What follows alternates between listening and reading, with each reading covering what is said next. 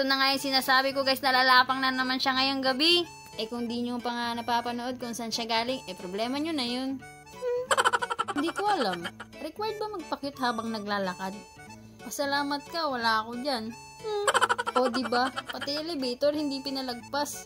Cute ka na nga po. Dito nga pala sila kakain sa Muri-Muri Sushi. Hindi mahaba ang pila, kundi maikli lang. Kaya nakapasok agad sila.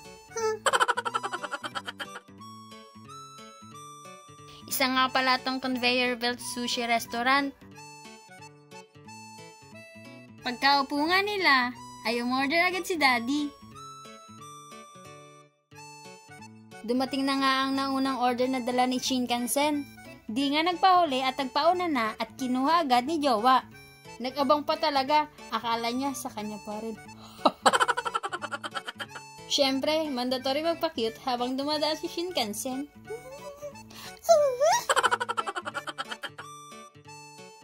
Siyempre, kasama pa din ng family. Uy, sarap niyan Daddy ah. Pengi naman ako niyan. At ito na nga ang pinakihintay niya. At lumapang na nga. Lumapang pa ulit. Umisa pa. Umisa pa. Kinilig pa nga. Lumapang na naman. Kumuha pa talaga.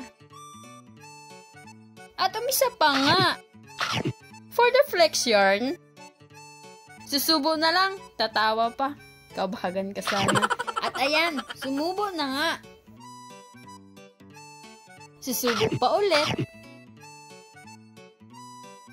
Di pa yan papipigil. Susubo pa ulit ba? Subo pa din. Kahit hirap na. Kaya mo yan, B. For the go. Wala na atang laman yan, B. Hay, sa wakas ay nabahaba na ang posisyon na tapos ka din. Ako, nagugutom sa pinanggagawa mo. Tama na nga guys. At pati ako nagugutom na sa video na to. Bye!